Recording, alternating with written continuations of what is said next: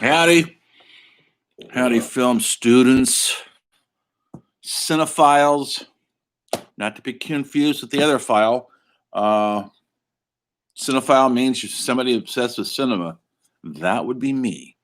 And maybe you are too. There's nothing wrong with it. Although cinema's kind of on the ropes right now with no movie theaters to go to and only big budgeted, ridiculous Hollywood epics to go view. But there's lots of stuff streaming that's interesting. And we could talk about that because now films have changed, right?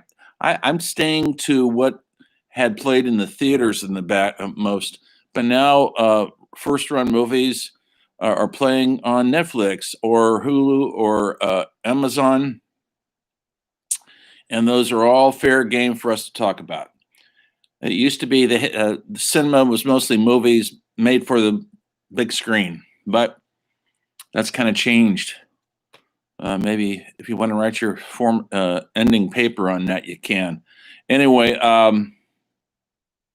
I hope everybody got my message about the assignment. We're going to have a test. I'll probably do the test on Friday, I'm guessing. That means you have to watch the documentary I signed, Easy Rider Raging Bulls. It's for free on YouTube. I sent you the link. You need to watch that because the test is going to be based on that. You'll have essentially 12 hours to do it. I'll probably assign the test at 11 in the morning. You have 11 till night to finish it. And that's it, folks. If you don't do it, you won't get the points for the test. You'll have plenty of time to watch the film. Watch it now. Don't wait another day because it's Wednesday already. And then we'll move on from there. Go back to essays. Today I'm going to stay in this area that the documentary covers. I want to cover a couple of important filmmakers that need to be talked about, who thrived in this era, and they both sort of came up the same way. That's through television, by the way, and one of them changed everything there was to change when it come to deconstructing the Western, with his legendary epic, iconic film that changed everything there was to change called The Wild Bunch. The other filmmaker I'll be talking about made a couple similar kind of game-changing films.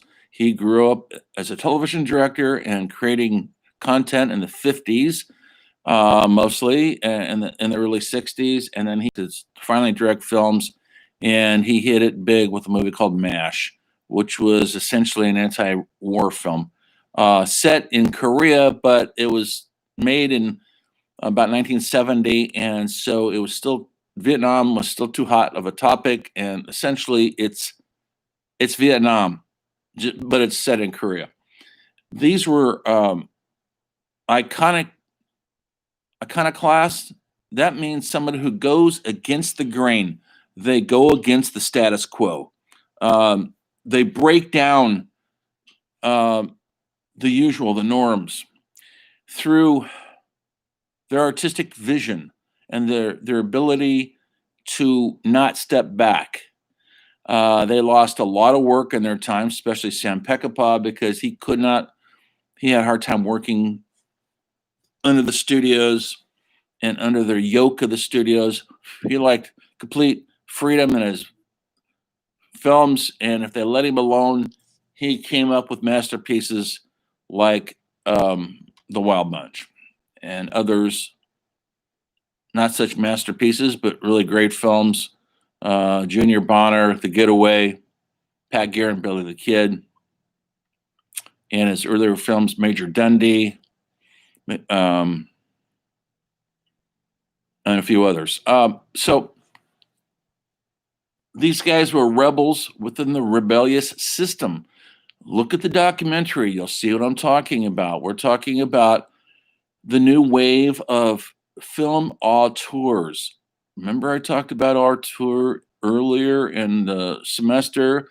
It's a fancy French word. Essentially, you're the author of your own work.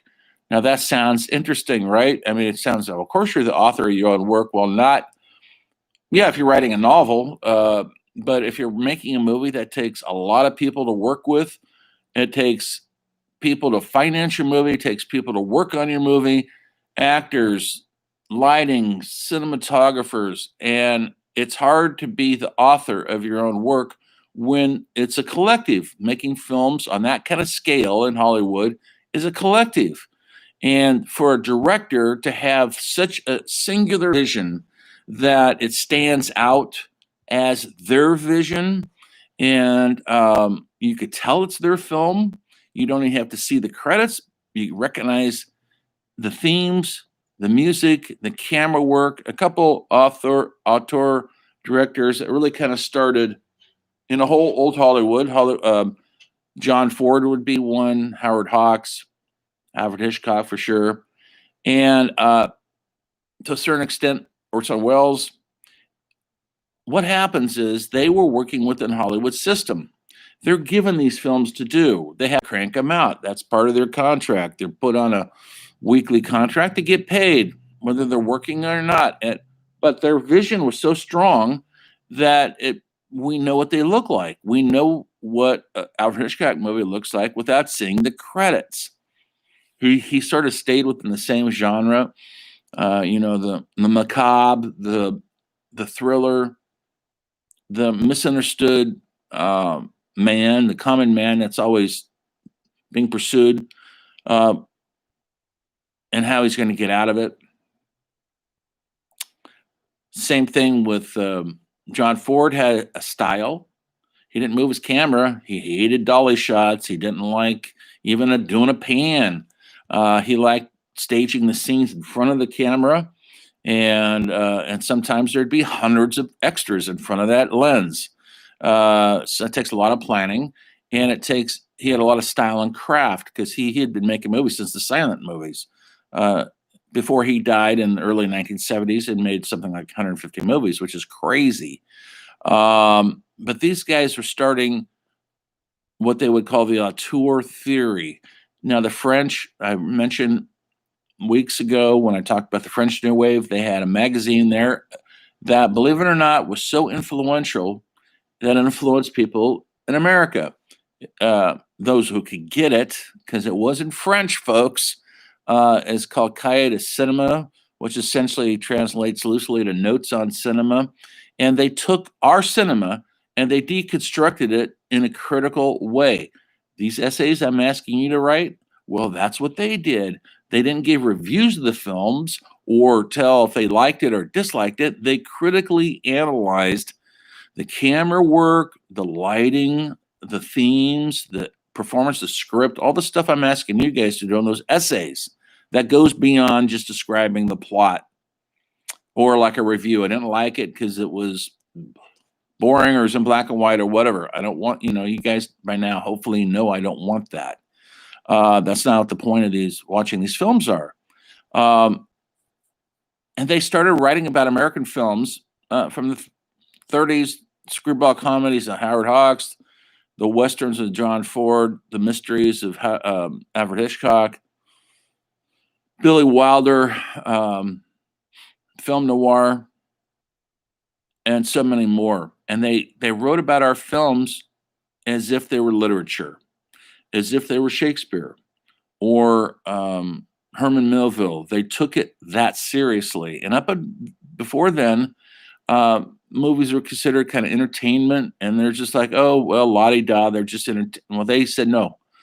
There's deeper meaning in these films than just pure entertainment. Look deeper than that, because they did, and it made us look deeper than that. So these writers, who were mostly French, became filmmakers themselves. A lot of them did, like Francois Truffaut and Jean-Luc Godard. I mentioned that earlier in that other lecture we had a couple weeks ago about the French New Wave. The French gave us our films back, essentially similar to the blues in America. Blues was essentially an American idiom, form of music. It came up through slavery in the 1920s. performed by African American musicians about usually how messed up everything was or is. Um, it filtered over to Britain in the 50s, and young musicians, 10 and 12 years old, people like Keith Richards from the Rolling Stone or Jimmy Page from Led Zeppelin, um, Eric Clapton from Cream, they got some of these old blues records by these old masters like Muddy Waters and Howlin' Wolf and Robert Johnson as imports that were coming over, filtering into England, and they fell in love with the blues, our blues, American blues, and they put their British attitude on it with electric instruments, and then we had bands like the Rolling Stones, the Yardbirds, them, the Animals, later on, Cream, um, even Jimi Hendrix, who's an American, was steeped in the blues. But they put they put a different aspect on it that changed it. All of a sudden, white English guys were giving us back our own culture that we let slip by because in this country, the radio was segregated like a lot of the country was. And so black artists didn't get played on white playlists and vice versa. There was radio stations that only their audience was only African American in this country, and that was mostly in the South and places like Chicago. And only black musicians could play black clubs. Yada yada yada. You know the story. Hopefully you know it. You should. And so these filmmakers were very similar. After reading the critical essays in Cahiers de Cinema about our own films being taken seriously, more serious than just frivolous entertainment or time killers or cute musicals or cute rom-coms or whatever, things changed post World War II. That's the key to it. Now we have film noir films. These aren't entertaining. They are entertaining to me. I find them highly entertaining, but they're serious, darker exploration into the American psychic, into our culture. Well, guys like Sam Peckinpah were very much influenced by those new wave directors I mentioned, the French New Wave, and by the Japanese director Kuro Kurosawa. So was Altman. I would say right offhand that Peckinpah had more affinity for it in the epic presentation of men on horseback, men in war, because that was a lot of what Kurosawa was doing. Altman didn't. He made smaller, more personal films, not on that epic scale. But epic means a lot of different things. It doesn't just mean grandiose, lots of extras, lots of people running around in warfare or on horses or whatever it was. It can mean an epic emotional story that goes beyond a small emotional truth, but goes for a larger emotional truth. And that's where Altman, that's where his brilliance was, in the emotional epic.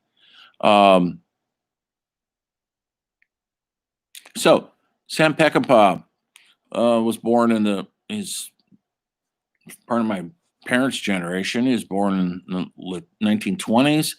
He was born and raised down by Fresno, California. His father was a prominent politician. His grandfather was a famous judge, federal judge. The Peckinpahs had a huge ranch down there, and so he was kind of born into affluence. He was raised on this ranch outside Fresno. Fresno used to be a small town, folks, not like it is now. And he grew up hunting and fishing and horseback riding and all the rest, and ranching. And so it was definitely in his blood. He did go into the military, like most guys his age. He went into World War II and he survived. He came out on the GI Bill. He went to college and started studying theater and especially directing. And he gravitated out towards LA and he worked in the LA area as he's getting his education. And he was directing plays. He was ambitious. He started writing scripts to see if he could sell a script to television, which was a new medium in those days. And he was successful a little bit. And then he got a chance to also, he wanted to direct. And that working your way up to direction is not easy. So he created a television series, an iconic television series. Maybe you've heard about it. He created it and he wrote the first couple episodes and he directed the first couple episodes. It was called The Rifleman. It started in about, I believe, 58, 57, went for 5 years. So that's successful, folks. About a guy who was a farmer, a rancher, and he's trying to raise his young son. But he has a special rifle. And every episode he has to fight some guys. And it was a very heartfelt, warm film about a father and son trying to make it in the Old West of Kansas. That's where that was set. And so it shows the father and son bonds, but there's also every week there's usually a violent gunplay. And Peckinpah became kind of known for that. He would have the human emotion and there'd be violence. And if you get to ever see those, they're on YouTube, they're everywhere. If you ever get to see the early Peckinpah versions on the Rifleman, I've studied this stuff all my life, folks. I know this stuff, not because I'm teaching this class. I knew it before I started teaching it, because I was sort of obsessed with Sam Peckinpah. Maybe I still am. He only made 13 films, folks. It's not very many. I mean, Ingmar Bergman made over 40 films. That's a legacy. Peckinpah's legacy was kind of filtered through alcoholism and abuse. And every once in a while, he made a brilliant film. So after he got fired from The Rifleman because his episodes were too cinematic, if that makes sense to you, he filmed them like a movie, meaning he put interesting camera angles, which takes time to light it. And these were half-hour shows. They had 5 days to film an episode, sometimes less. And he was always over budget because his stuff was too elaborate. He'd come up with elaborate tracking shots, helicopter shots. He'd have character development. And the shows he directed are really brilliant for television at the time, but they went over budget, and nothing's worse than television is going over budget on your episode, and you're usually fired for that. In television, they love somebody who goes fast, comes within budget, they'll get hired back. Each of those episodes were about $150,000 to produce, which I know sounds like nothing now. And he went over budget on every one of them. He wanted to show more of a cinema version like you'd see in a movie theater, not television. But he also got a chance to direct feature film. And his first feature film, The Deadly Trackers, is not very good. It has some of his trademark stuff, but it was kind of dominated by an actress, Maureen O'Hara, who was a huge star in the John Ford movies. Her star was definitely waning by the time Peckinpah got her in about 61 or so. And she was a pain in the ass because she was a diva of the highest order. And Peckinpah, it was a mundane script, and it doesn't have his classic visual style. It's not his auteur movie. It was controlled by the studios, and it was released as a B movie, a filler for the Saturday afternoon group. at the cinemas, the A movie, which was got the big movie stars. That's what you go to see. But before that, there was a second feature film called a B movie, and usually it was a quickie, uh, something shot within 5 to 10 days with B movie stars. And so a lot of them were film noir. A lot of them were westerns because you could film outside easily. Pardon me. So that would be considered a B movie. It's got great Brian Keith in it, um, Steve Cogram, but it didn't go anywhere. It didn't show off what he was, and so he was back to television, and he got to direct a couple episodes of different series popular at the time before he got to direct his first true auteur film called Ride the High Country. May 62 with Randolph Scott as an actor and Joel McCrea. Mary Hartley is the lead actress, and it was a beauty. Um, it's a complex story about two men who know each other well and how they are conflicted without how to conduct their lives later in their lives. They're about two aging, essentially cowboys.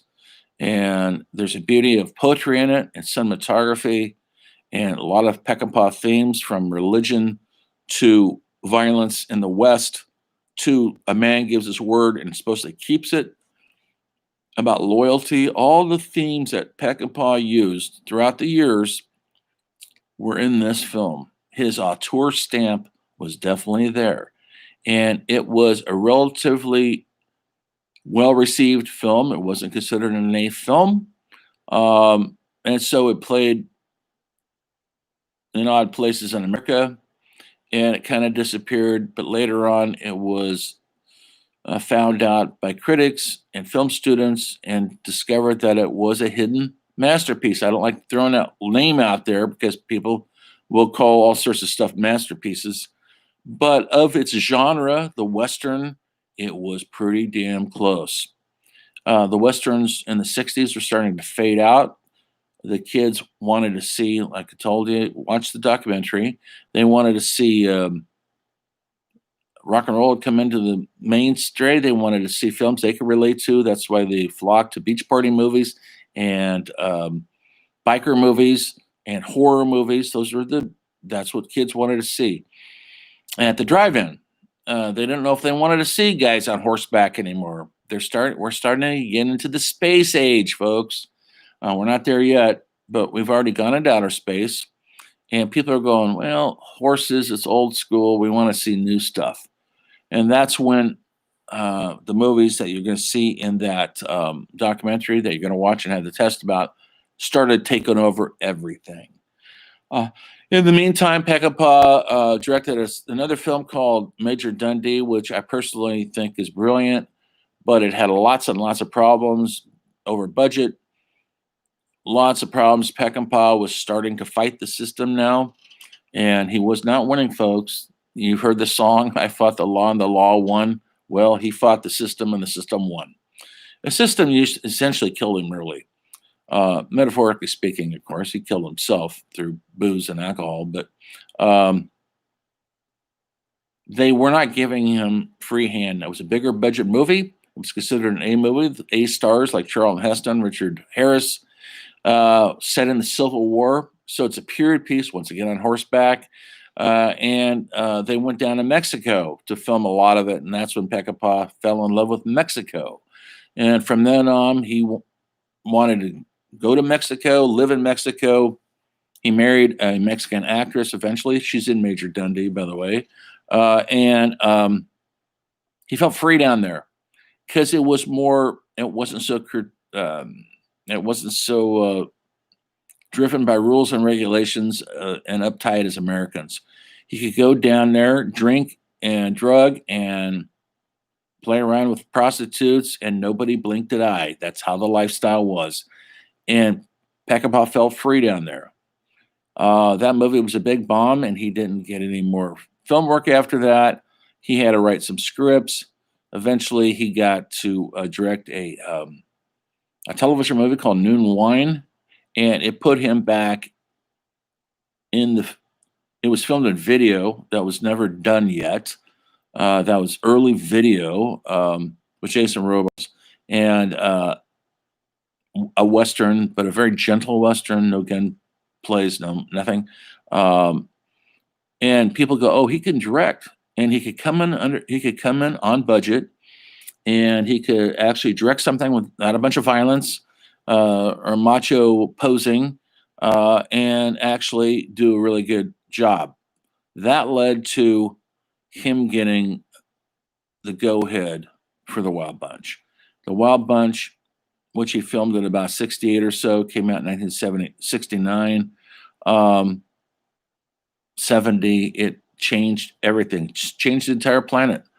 The planet started going the other way after that movie came out. It was that radical. It was a revolution. All of a sudden, the rebel director was directing at the height of his powers in Mexico, of course. They let him be free, and he came up with an iconic masterwork. He deconstructed the Western. It's not a Western like we've ever seen before, had ever seen before. It was set, first of all, during the Mexican Revolution of 1912, 1914. America was just starting to go to war in World War One, but in Mexico, people still looked like it was the Old West. There is a scene with a car in it, and there's a scene, and they have modern weapons. They have automatic rifles, and they have automatic. They have a machine gun in it, and yet it's got all the kind of cliche signifiers that make it so the Western, which is horseback and guys roughing it, guys drinking in bars, guys sleeping with prostitutes, and once again, it's about a group of aging outlaws who are going to pull off a bank job. The bank job goes terribly wrong, and in the first 10 minutes, there is an opening slaughter shootout, and nobody had ever seen the likes of it before. Peckinpah took violence to another level, and he added slow motion to it, and it looks, I hate to say it, it looks rather beautiful. He also added bullet holes to it, exit wounds. I know that sounds odd because you're used to it now. If you watch The Matrix or John Wick, it's all about exit wounds. But Peckinpah told his designers, the guy who put the makeup on, he goes, "If somebody is shot in the neck, I want to see the bullet go out the back of their neck." And they're going, "How do we do this?" Well, you know how you do it, folks? You put a squib underneath the collar of the shirt. That's a blood packet. Little plastic, it's a condom. They put fake blood in it, put it under your collar, and they run a wire to it, so it's on a battery. A guy off camera, when you're shot, he hits the battery and it explodes under your collar, so it looks like you're being shot in the neck. Okay, well, he wanted, where's the bullet go? A lot of times it would go out the back of your neck. And so he says, "I want to see that." So then they had to put the squib behind the collar, hide it, the blood squib, and he wasn't satisfied with that. They go, "What is it you want?" He said, "I want to see some flesh coming out that way too. When the bullet comes out, it's just not coming out bloody, it's taking out our insides. Or if somebody gets shot in the head, it's going to take out your skull and your brain." He wants to see that. And so what the designers, the makeup guys did, they'd fill the condom with fake blood and hamburger meat. Yes, folks, raw hamburger meat. Stick it behind the collar. So now we got two squibs on this guy. One back there, one on his collar. The guy off camera, you would be shot, hits this. 1 second later, you don't want to time it too quick or too slow. The bullet's got to travel through your whole body, you know, and then it goes out and then you would see stuff, not just red stuff, but skin and flesh also. And it's quick and it's shocking. And nobody had ever seen anything like that before. And so it was a whole new world. Now, from then on, which is a shame, but he was known as Bloody Sam Peckinpah, because there was so much blood in that movie. During the rest of the movie, it's about these outlaws escaping into Mexico, and they're being pursued by what do you call them, bounty hunters, and they make a deal with a Mexican general who's obviously he's really evil. He's not a good guy, and they make a deal with him to steal these guns off a train. And if we were in class right now, I'd make us watch the train robbery. It's a exercise in brilliant editing, music, camera position. It's a master stroke of filmmaking, cinema at its highest. The train robbery, and for the most part, no violence. So then it goes bad for him down there, and without giving the whole thing away, I want you guys to watch it one day. And they essentially go back to the Mexican general, and there is a big ending 10-minute shootout, 4 guys against about 300 guys. And when you watch it, it's exhilarating, frightening, terrifying, and they call it a ballet of bullets. You come out of there exhausted. You come out, that's the end of the film, essentially. It ends a few minutes later. It's like you just had a great love affair with somebody for a moment. And this is the end result when you light the cigarette and you go, wow, what just happened? If you guys don't know what I'm talking about, ask your mom and dad or look at some movies, okay? And not just internet porn. That's not lovemaking. That's calisthenics. Anyway, so Peckinpah, that's his masterpiece. It got him noticed big time. It got him, he was branded a pain in the ass at the studios because he always fought for his final cut, his power and his control. And he never stopped fighting for that. It essentially killed him. Really died when he's about 58 years old of booze and alcohol and heart failure. If you see pictures of him, he looks like he's 70, he's 100 years old. He lived rough, folks, and he lived his beliefs. And he went on to make maybe 5 or 6 other decent movies, some of them full of brilliance. He was a true rebel within the system that did not encourage rebellion. They want to control you. Okay, so Robert Altman came up through television also. He helped create a couple TV series. One was called Whirlybirds. This is way before your time, guys. If I was teaching television right now, which I do, would show some clips from it. He also helped create a series, a very successful series called Combat, which was very successful. Started in about 62, went to about 67, 66 for 5 years with the great Vic Morrow as Sergeant Saunders. And it was all about a patrol, essentially a small patrol of men, 8 or 9 guys going through the World War II and trying to survive the day. Altman helped create that series. He wrote a bunch of the first episodes and directed them. And like Peckinpah, he was essentially told to leave because they came in over budget. He was also ambitious in his filming, and he was filming this television show, which usually takes 5 to 6 days at the most to film an episode. From start to finish, folks, he was taking 2 weeks. That's going to cost too much money, and they had to put out an episode a week in those days. In those days, television episodes, they went about 36 episodes a year. Think about that, folks. No series goes that long now. None. Your favorite series at the most will do 22 episodes. That's on television, network television. HBO, there'll be 6 to 10 episodes. The reason why that's how it was in those days. And because it's advertising. was the key to financial kingdom in those days, and there was a ton of advertising that came from cigarettes. And so they could afford cigarettes were financing 90% of television. And liquor. Now you can't even advertise liquor. There is no you can, but you can't show people drinking. You cannot. There hasn't been a cigarette ad in this country since the '60s when they banned it, because when they found out that cigarettes are killing all the Americans, they said, well, we can't advertise this anymore.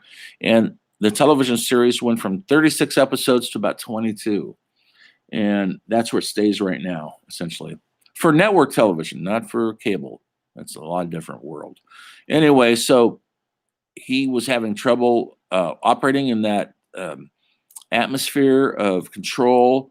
He went out and directed a couple kind of independent horror films. One's called that Cold Day in the Park, which I love.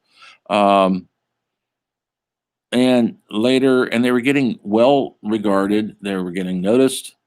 He was getting noticed as maybe someone who is important. And then in 1970, he directed MASH, like this anti-war film, kind of anti-Vietnam, but it wasn't about Vietnam, it was about Korea. And it was done through humor. Satire is a hard thing to pull off because you're supposed to be talking about a serious subject and you're trying to make people laugh too. So it's both. You married the humor with the terror. And MASH was an iconic film. He did it brilliantly. It led to the television series MASH, which is a lot different than the movie. The movie's a lot darker. The television is definitely played more for laughs, but they also hit their serious notes too. If you like that series, it was on for 11 years. Made Robert Altman, not Robert Altman, but Robert. I forgot his name already. The lead actress made him a star of the highest order. Alan Alda. And I love the series, but I love the movie. And when the series came on, I think the series started in '72 or something. I couldn't stand it. I thought, oh, they took this great movie and they ruined it. But after a while, they had their own tone, their own way of doing things, their own scripts, their own directors. And now I think it's one of the most brilliant television shows ever created for television. But it all stemmed from not Nashville, from Altman's MASH. He also did a movie called Nashville in the late '70s, which was a huge hit. And then he was off and running, but he had trouble. His subjects were always not what you would call commercial.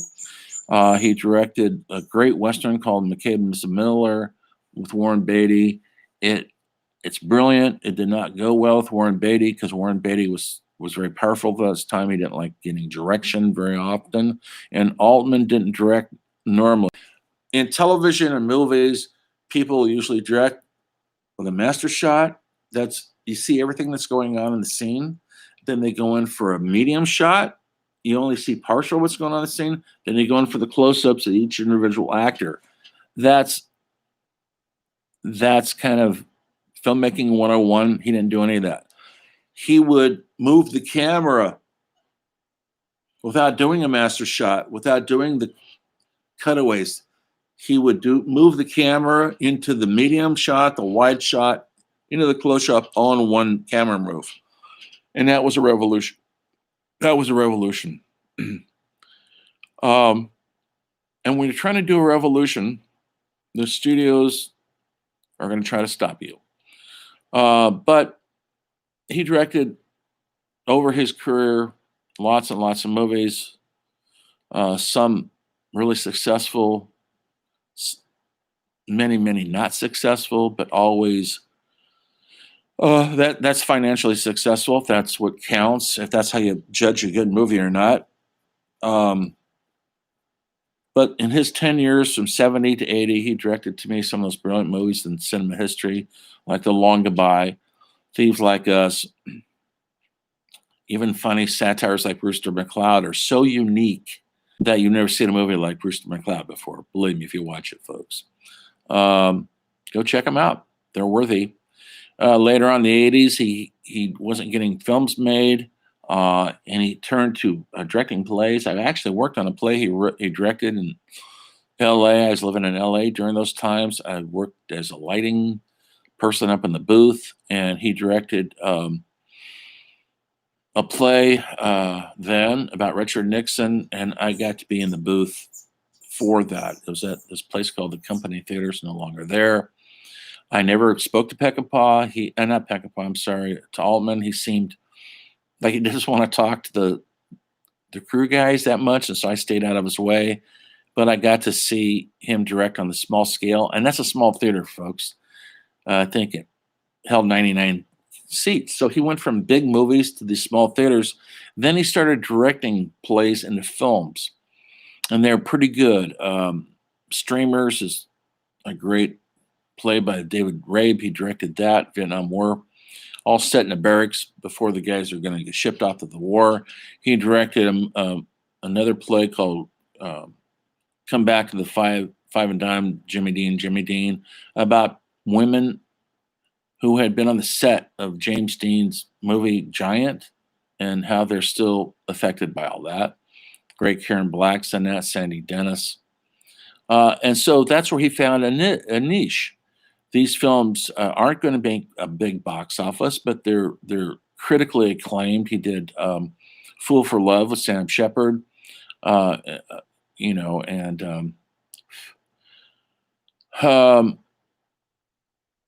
he did the Richard Nixon play eventually into a film.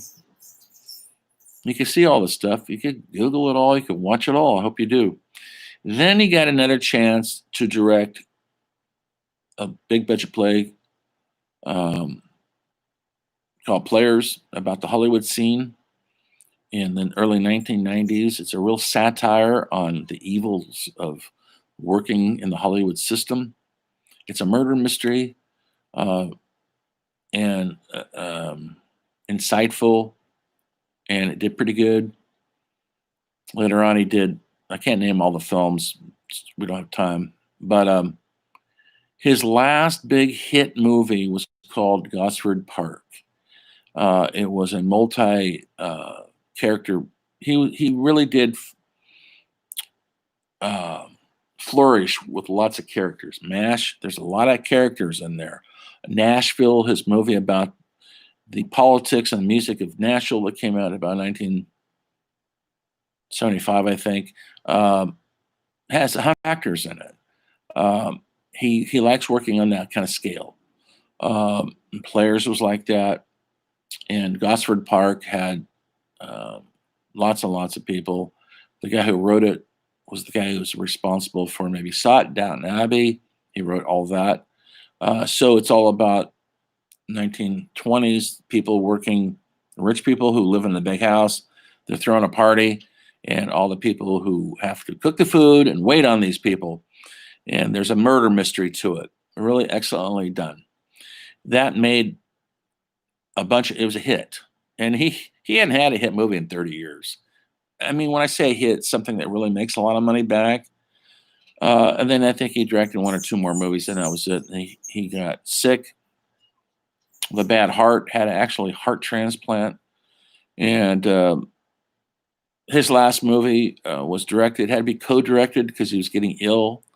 And it was based on Prairie Home Companion. Maybe you know the radio show, the Garson Keillor radio show. It's a fine movie.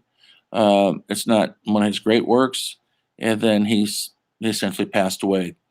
Peckinpah died more or less. He was broke. Nobody would hire him anymore because he couldn't work within the system. Plus, he was addicted to alcohol and cocaine. And he ended up dying in 1982 or thereabouts of 1984, maybe. 58 years old. He abused the hell out of his body, and he had a heart attack and a pacemaker. But the legend, they become legends in their own time, by the way. They weren't auteurs later. They were auteurs when they lived, and that's really important. They had their moments. Altman's moment lasted a lot longer than Peckinpah's, but Peckinpah, uh, there is a great line, and I'm going to end this discussion. I know I'm going over here. These are two of my favorite directors. I could talk about these guys for months, and I have. Uh, there's a great line in Peckinpah's Wild Bunch where William Holden is talking to um,